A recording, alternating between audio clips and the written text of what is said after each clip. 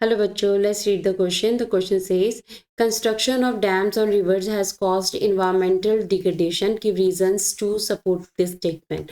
Question में हमसे कहा जा रहा है कि जब हम डैम्स को रिवर्स के ऊपर कंस्ट्रक्ट करते हैं तो उससे इन्वायरमेंटल डिग्रेडेशन आ रहा है, इन्वायरमेंट में काफ़ी प्रॉब्लम आ रही हैं। तो हमें रीज़न बताने हैं, इस स्टेटमेंट के सपोर्ट में हमें अपने रीजंस को बताना है। So let's read about the answer. Answer says dams which are considered as multipurpose projects. ठीक है, डैम्स जिन्हें मल्टीपर्पज प्रोजेक्ट्स भी कहा जाता है, they are also having adverse effect on environment. ठीक है, इनका इन्वायरमेंट के ऊपर काफ़ी बुरा प्रभाव पड़ता है। सो कौन से प्रभाव पड़ते हैं उसके बारे में हम देखते हैं, कैसे इन्वायरमेंट को ये डिग्रेड कर रहे हैं।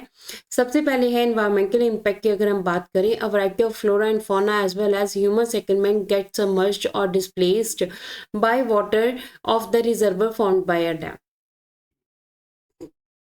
देखिए क्या होता है कि जब कोई डैम बनाया जाता है तो उस डैम में काफ़ी जो है बहुत बड़े एरिया को कवर किया जाता है। तो जब इतने बड़े एरिया में डैम बनाया जाएगा, वहाँ पे रहने वाले जो लोग हैं, जो पॉपुलेशन है, जो वाइल्ड लाइफ है, जो फ्लोरा है, जो फौना है, वो सब सबमर्ज हो जाते हैं और जिसकी वजह से इन्वायरमेंट के ऊपर काफ़ी इम्पैक्ट पड़ता है। मतलब हमारा जो फ्लोरा है एंड फौना है वो यहाँ पर काफ़ी ज़्यादा नष्ट हो जाते हैं। तो ये एक इन्वायरमेंटल डिग्रेडेशन की तरफ लेके जाता है।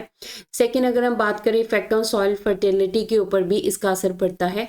Annual floods used to renew the soil with silt that acted as a natural fertilizer. देखिए क्या होता था कि हर साल जब बारिश होती है तो हर साल बारिश के साथ जो फ्लड्स आते थे तो वो क्या करते थे, जो भी अलूवल सॉइल के एरियाज़ हैं, जो भी हमारे पास मेन रिवर साइड एरियाज़ हैं, वहाँ पे सॉइल को रिन्यू कर देते थे। तो इस एक तरह से नेचुरल फर्टिलाइजर का काम करते थे।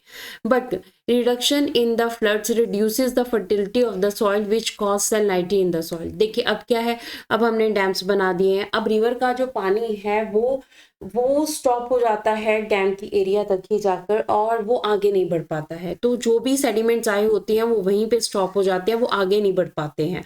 तो इस तरह से जो दूसरी सॉइल है हमारे पास वो क्या है, उसमें सैलिनिटी काफ़ी ज़्यादा आ रही है, जिसकी वजह से बैरन लैंड होने का खतरा काफ़ी बढ़ रहा है। नेक्स्ट है हमारे पास इम्पैक्ट ऑन एक्वेटिक लाइफ, मतलब जो हमारे पास मेरीन लाइफ है उसके ऊपर भी असर पड़ता है।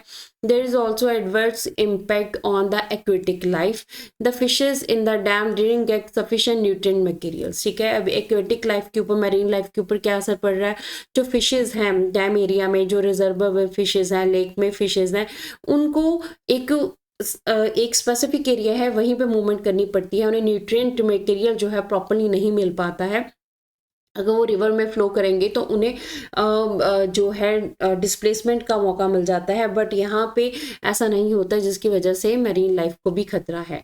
The last one is change in the cropping pattern. देखिए फार्मर्स जो हैं they have change the crop pattern in many regions by shifting to water intensive farming and commercial farming as water is available from the dams. देखो dams की वजह से क्या हुआ, irrigation अब आसानी से हो जाती है।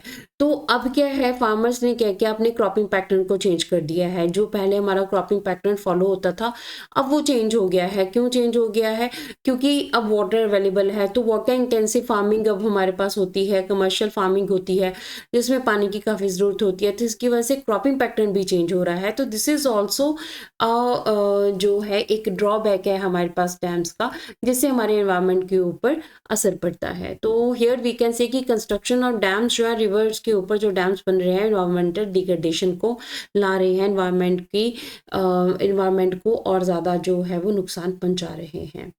So this is the answer of the question. Hope so you understood the question as well as the answer. Thank you.